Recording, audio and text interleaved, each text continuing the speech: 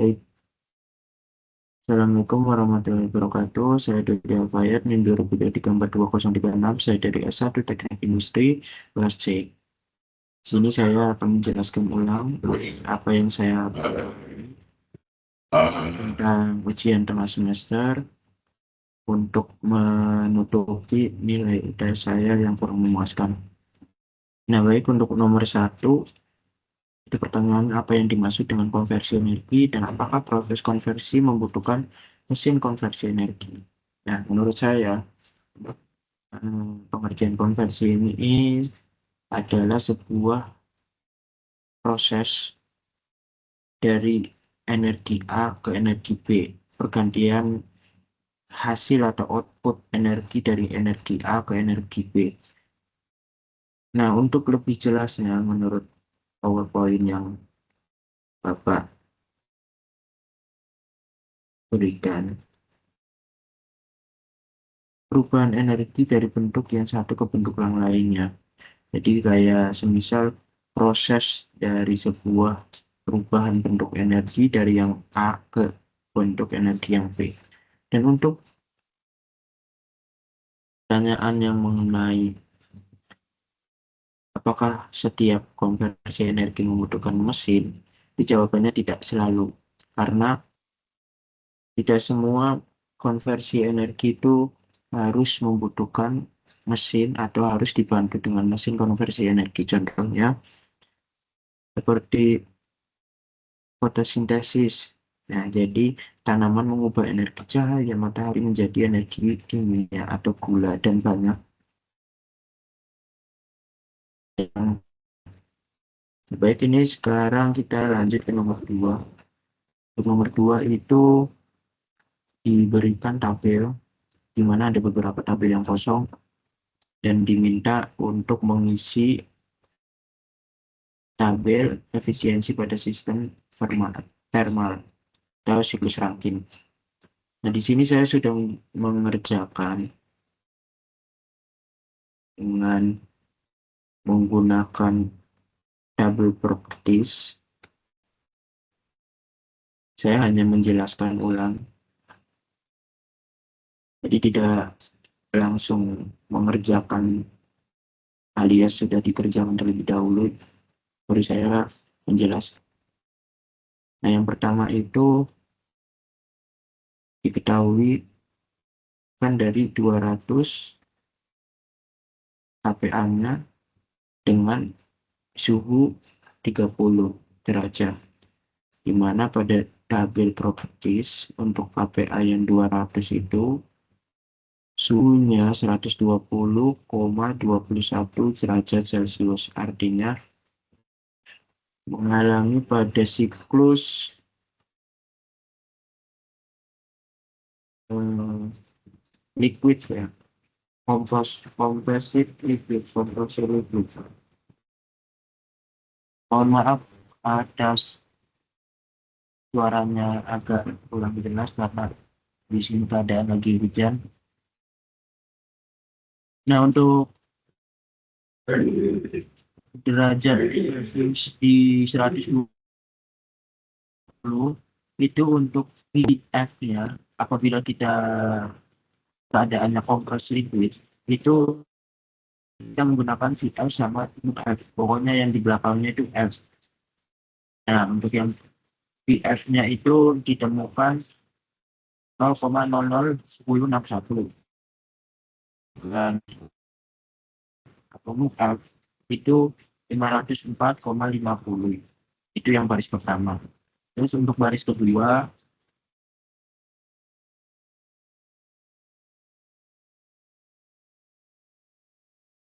Celsiusnya 130 atau tekanan suhunya 130.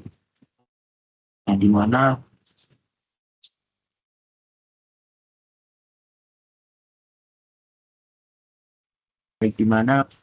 pada tabel properties untuk KPA yang 130 ini ternyata pada suhu 270, yang artinya siklus ini berada pada,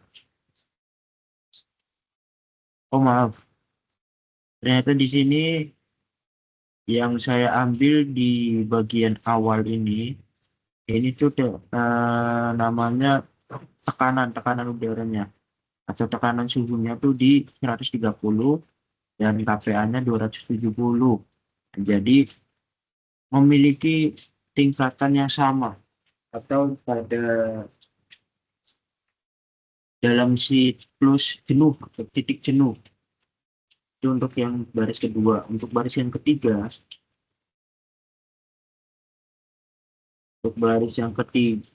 yang ditanyakan derajatnya, yang diketahui derajatnya 400 dengan pi-nya itu 1,549.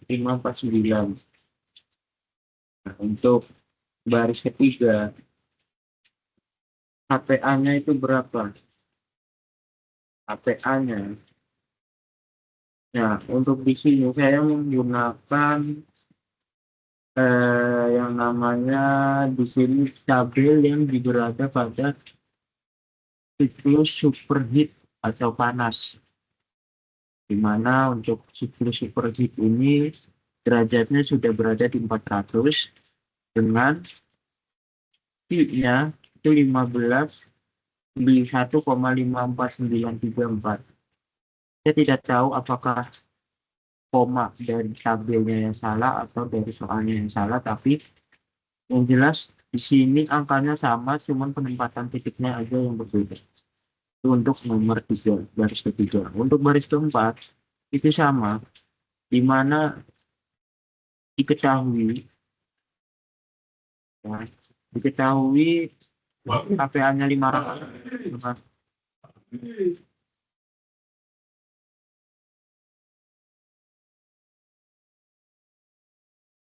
KPA-nya 500 dengan pi-nya pi-nya itu atau nu-nya itu 3084. Nah, ditemukan saat kita menemukan itu saturasi suhunya itu pada angka 151,83 dengan nu F dan IG-nya itu berdua sekian. Jadi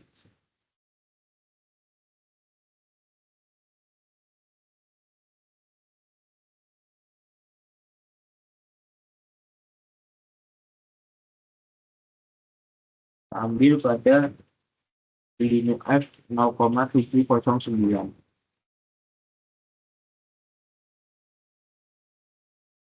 Nah, untuk yang X itu ternyata tidak ada yang menurut saya, maka dari itu saya tidak mengisi. Lanjut ke nomor 3. Sebuah piston memiliki volume 0,005 meter kubik air dengan fase liquid dan 0,9 meter kubik dengan uap.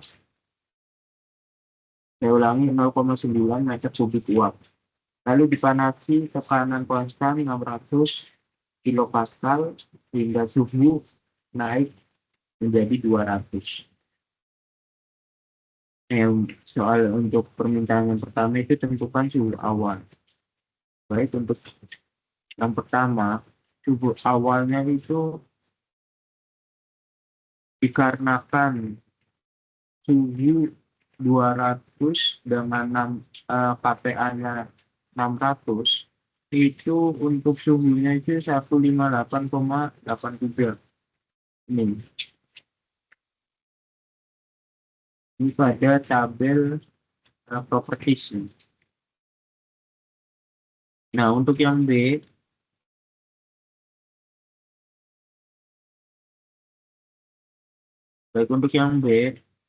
itu tentukan masa total pada saat saya menonton video konversi energi yang Bapak kirim. Nah, saya tidak bisa memotong atau mengambil bagian dari potongan tersebut karena yang pertama saya lupa, dan juga video tersebut kan banyak rumus-rumusnya, jadi agak terpotong-potong, Pak. Jadi saya ringkas saja, saya tulis aja langsung. Itu rumusnya nu liquid dibagi dengan nu F. Nah, di mana untuk liquidnya sendiri itu kan di soal itu 0,005 liquidnya air atau liquid, dan 0,00011 itu didapat dari tabel properties, tingkatnya 0,001. Nah, untuk papernya itu juga sama 0,9 atau uapnya, dengan mungkinnya itu diambil juga dari tabel properti.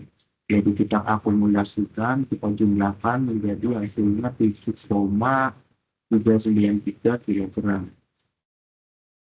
Nah, ini yang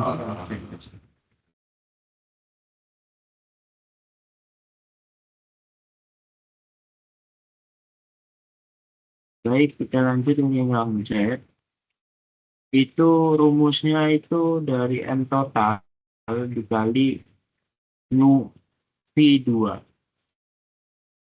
Yang C ditentukan volume akhir pada 200 derajat Celcius. Nah, untuk F totalnya itu kita dapat dari yang B. Terus di V2-nya itu 0,666975 itu kita didapat dari di sini kan derajatnya kan 200 ya, dengan 600 kPa.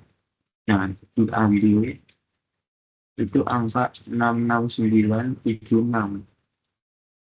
Jadi kita kalikan hasilnya 4.952 meter kubik.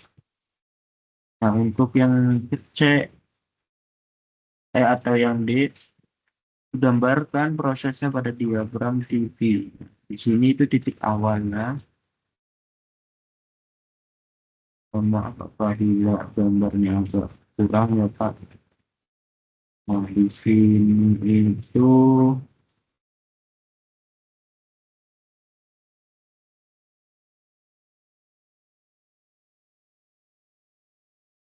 itu stake atau titik satu, di mana untuk titik satu dan sendiri itu yang pertama di angka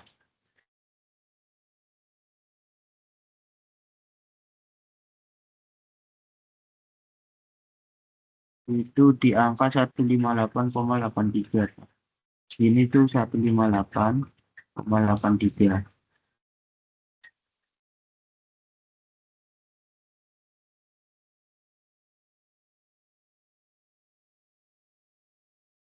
Kan oke, derajat Celcius. Nah, terus melewati mixtur, terus kita terjadi proses yang namanya superheat, itu di bagian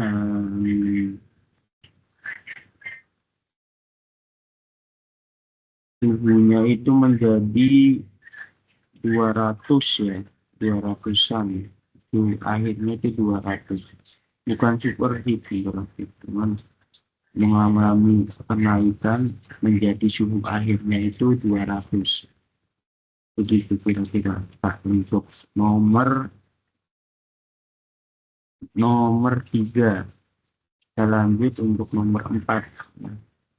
Sebuah rigid tank dengan fluida ref 134 memiliki tekanan 300 kPa dengan massa 10 kg dan volume total 14 liter. Lalu proses pemanasan menjadi 600 kilopascal. Permintaan yang pertama itu tentukan suhu akhir dan beda energi internalnya. Dan yang kedua, gambarkan diagram fisiknya. Baik, untuk yang pertama, tentukan suhu akhirnya. Pertama-tama kita menentukan derajatnya terlebih dahulu. Apabila derajat Celcius atau suhu, maaf saya ulangi, kita menentukan suhu dari 600 kPa. di mana pada tabel properties ditemukan pada 600 kPa itu di kisaran 21,55 derajat Celcius. Nah, lalu kita menentukan energi internal spesifik atau U2, di mana pada U2 ini Nu F, Nu2 dikurangi Nu F dengan PG atau Nu G dikurangi dengan Nu F. Nah, ini 0,0014 ini didapatkan dari, ini kan volumenya kan 14 liter, baru kita konversikan ke meter kubik atau kilogram meter kubik menjadi 0,0014. Nah, selanjutnya dikurangi dengan NuF. NuF ini kita dapat dari yang 600 kPa. Jadi 600 kPa kita cari di tabel properties, kita mendapatkan NuF-nya 0,00819. Kita jumlahkan semuanya, hasilnya 0,01736. Selanjutnya itu kita pindah ke permintaan beda energi internal spesifik, di mana rumusnya itu U2 kurangi U1. U2-nya itu juga didapatkan dari tabel properties, di mana untuk KPA-nya itu yang 600. Nah, dikurangi dengan 54, 572. Untuk U1-nya juga. Jadi sebenarnya yang 581072 dengan 54572 itu berasal dari perhitungan dari stek 1 sama stek 2, maksudnya. Perbedaan dari, jadi kayak titik 1, titik pertama yang di sini. Nah, yang di sini titik 1 atau U1 dengan U2, H2. Seperti itu kira-kira. Terus kita jumlahkan, hasilnya 26 kJ per kilogram. Nah, untuk energi totalnya bedanya itu dengan berumus massa total, itu massa totalnya 10 kilogram dengan beda energi internalnya dihasilkan 265 kilojoule. Itu untuk yang B. Sekarang untuk yang C. Nah, untuk yang C ini kan tadi untuk U1-nya kan 54,572. Nah, di sini titik ini itu berada di 54 dan 72. Selanjutnya di titik keduanya itu berada di 81,072. Maka hasilnya menjadi 26. Mungkin ini beratnya ya, bukan derajat Celciusnya ya. Tapi untuk derajat Celciusnya itu mungkin bisa kita ambil dari tabel property tab atau tabel properties maksud saya. Pokoknya yang di sini itu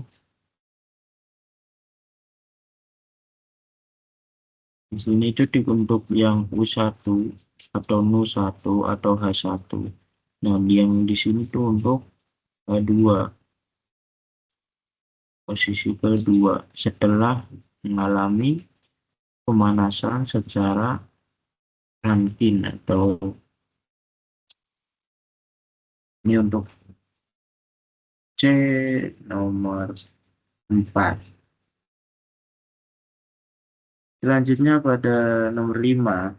Nah, ini yang stat ini tuh sebenarnya titik awal, titik pertama dia itu menjadi liquid, terus titik melewati masa mixture, selanjutnya dia menjadi uap atau vapor. Nah, untuk yang pertama itu soalnya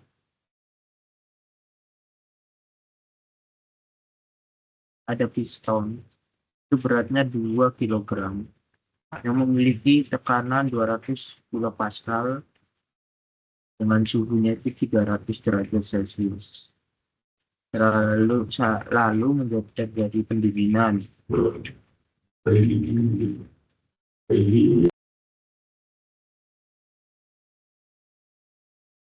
Nah, lalu terjadi pendinginan.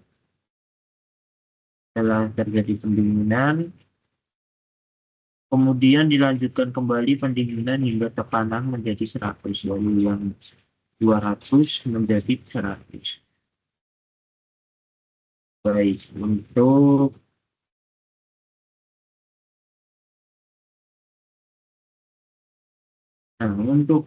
step pertama dengan tekanan 200 dan 1300 derajat. Nah, kita lihat pada tabel properties untuk kita temukan satu atau satu. Ini satunya itu 1,3162 meter kubik per kilogram.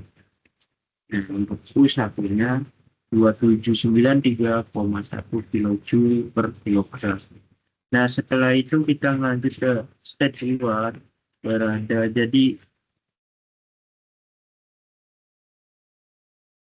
nah, untuk nomor 5 kan mengalami pemanasan secara isotonik ya. Jadi, dia itu ibaratnya kayak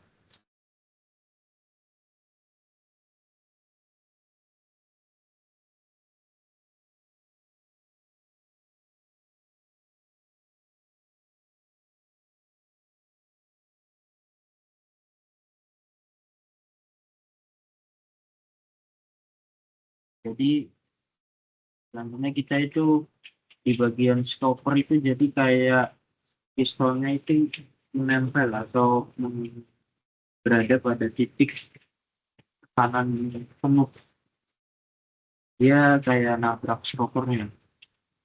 Nah, itu berada di 200 kPa garis uap ini. Jadi di garis nol, di garis ini ke atas ke bawah itu berada pas di titik potongnya. Nah, untuk KPA-nya 200 KPA ternyata berada di 120,21 derajat Celcius. Dengan setelah dihitung masukkan U2 itu 0,8857 kubik per kilogram. Nah, untuk U-nya juga 2529,5 kilojoule per kilogram. Selanjutnya kita berada di step ketiga.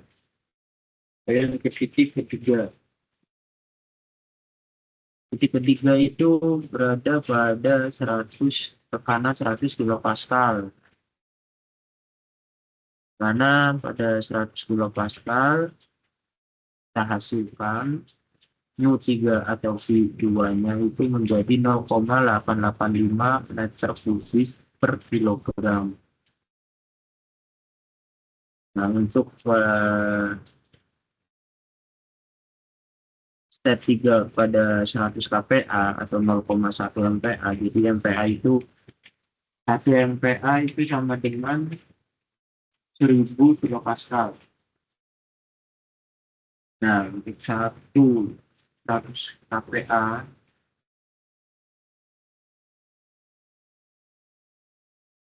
di tabel properties ya, itu menjadi 99,61 derajat Celcius dengan F-nya itu 0,00143 meter kubik per kilogram. Ini nubinya menjadi 1,6945 kilogram. Lalu kita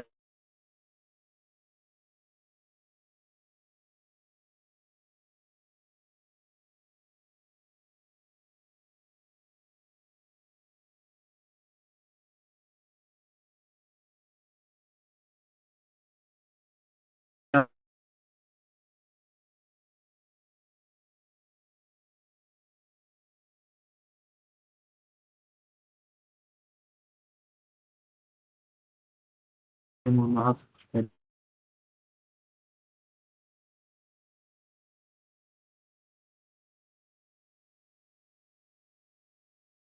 Itu untuk F ditambah X3 atau step 3, di mana dalam kurung UG dikurangi F.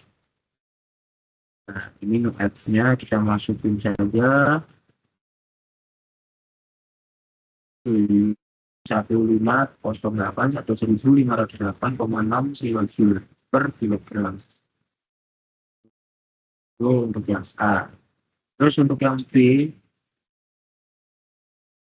itu tanyaannya total beda energi internal dari awal sampai akhir.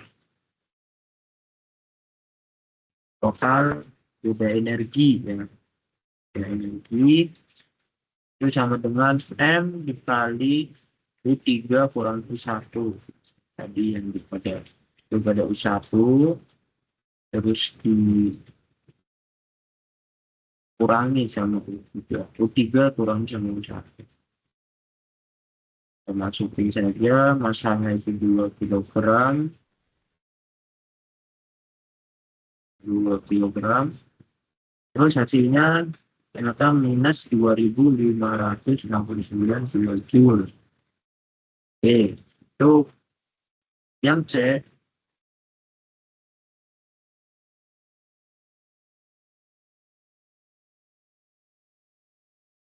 Ini stopper ini. Dan volume akhir setelah kena stopper. Volume awal atau P1 sama rumusnya.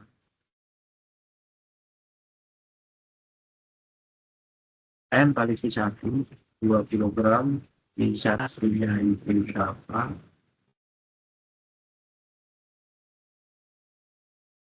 Masukin hasilnya 2632,6324 meter kubik. Dan untuk volume akhirnya setelah kena stopper itu hasilnya 1707 1,7714 meter kubik.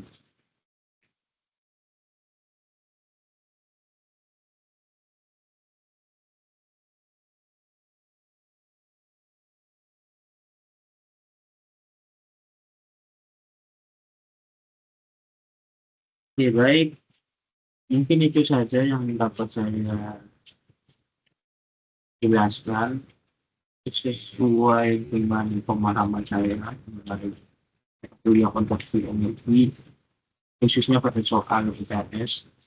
Dan saya mohon maaf pada Pak Fajar apabila saya dalam mata kuliah konveksi energi saya kurang menguasai, karena memang